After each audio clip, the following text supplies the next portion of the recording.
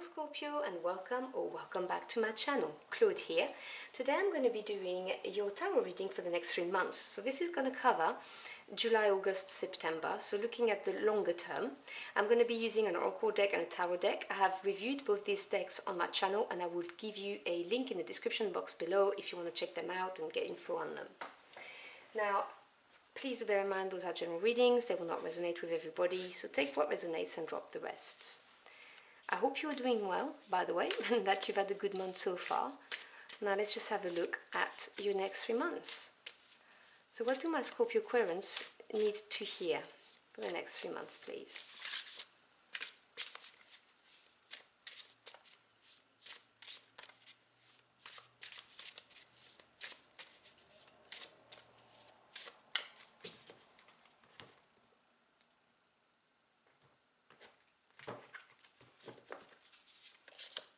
So we begin with the bee and pomegranate, productivity. This is card 26.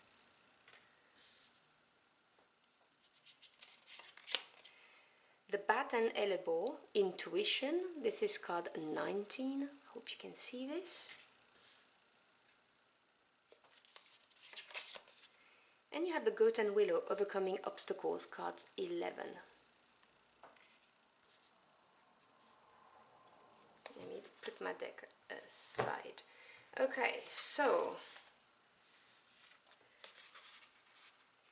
this is saying that you're gonna have some challenges coming your way, basically. But the general message I'm getting is that you're gonna overcome them by tapping into your intuition and being productive, taking active steps. Sorry, I'm cutting my cards, you can't see them. Taking active steps, not sitting back and feeling sorry for yourself is what I'm hearing. This is a very proactive card, the productivity card. It talks about, it's very much, the Pentacles energy, the earth energy of putting a lot of time, effort and sweat in something, but also directing these actions towards your intuition, listening to your gut feels about something, because this will help you overcome any challenges or obstacle that's going to come your way. So let's have a look at what the tarot has to say about this. Clarify those energies for my Scorpio Aquarians, please.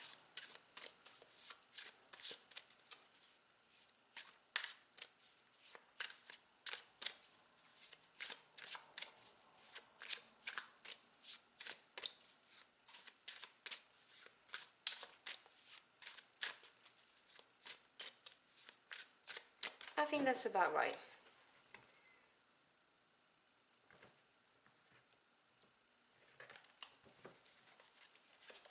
So we have the Ten of Wands. We then have the Lovers, Major Arcana. And the Tower, another Major Arcana. Supporting the Ten of Wands, we have the Seven of Swords.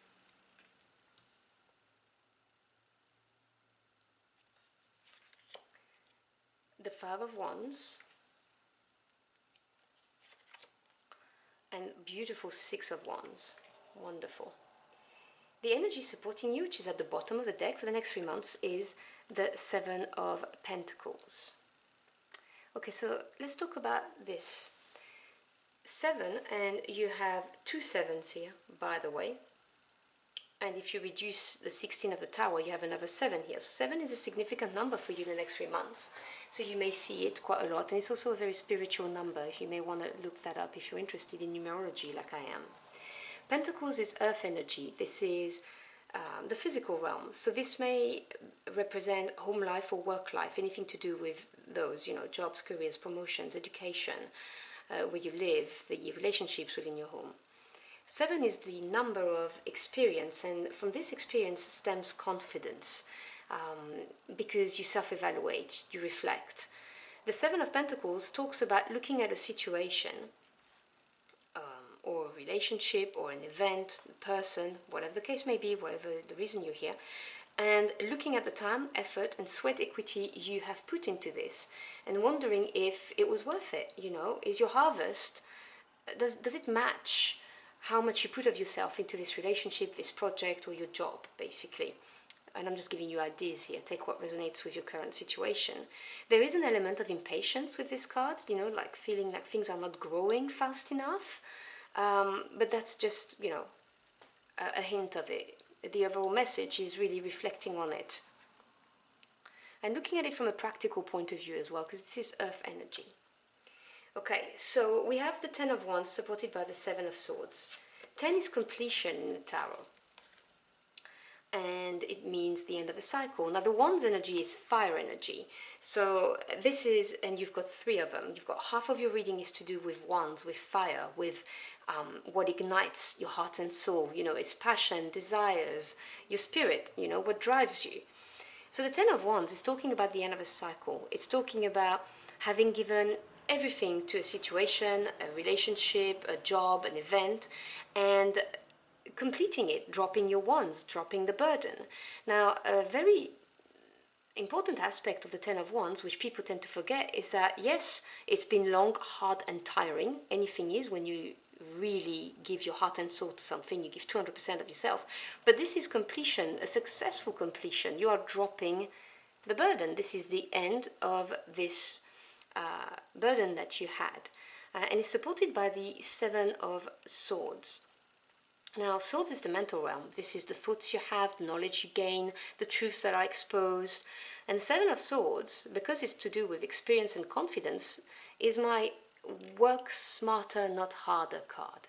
This really is the card of having a focused, determined attitude, being sharp and doing what it takes to successfully complete this, finish what you've started, is what I'm hearing.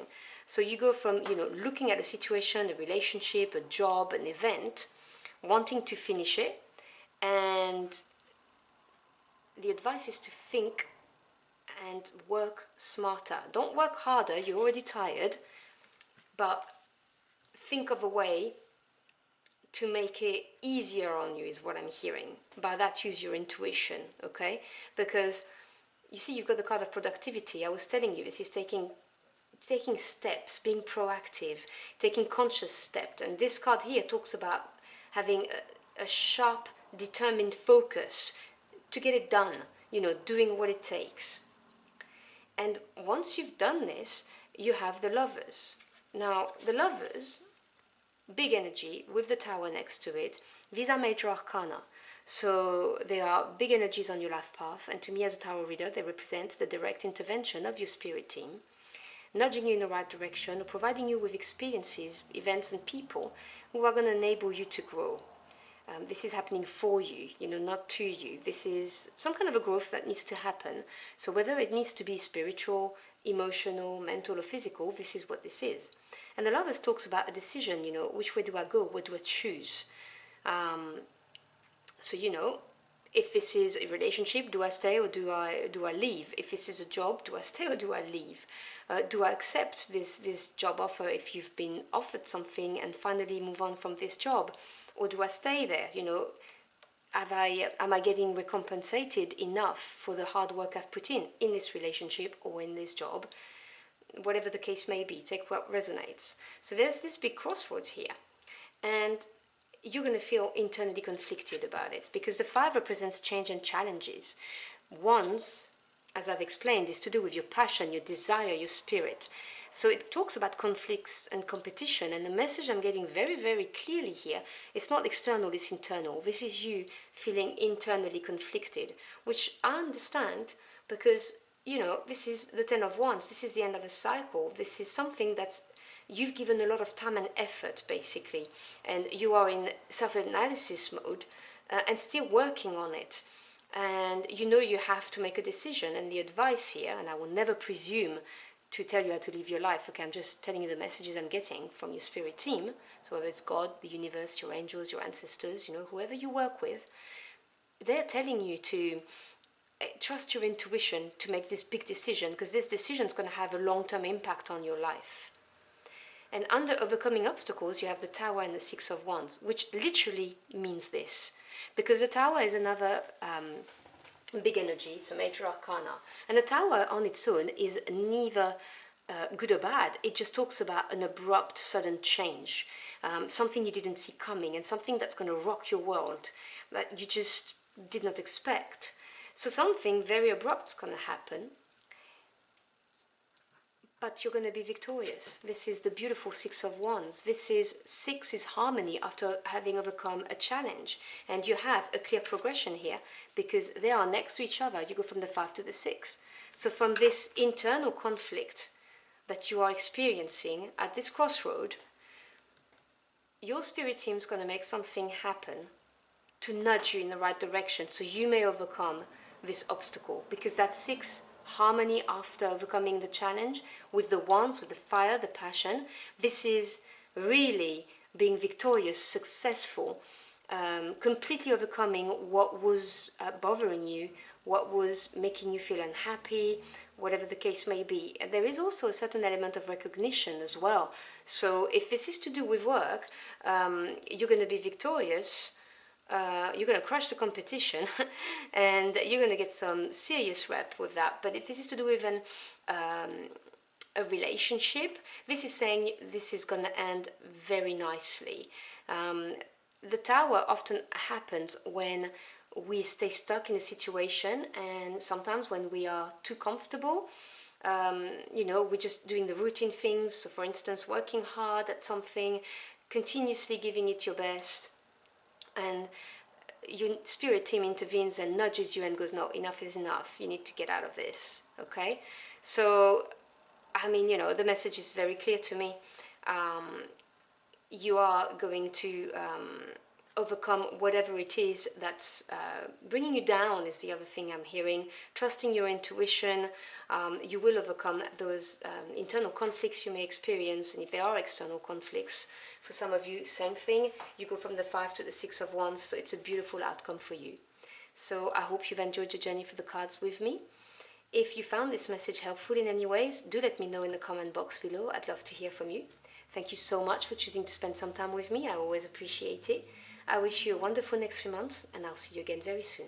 Until next time.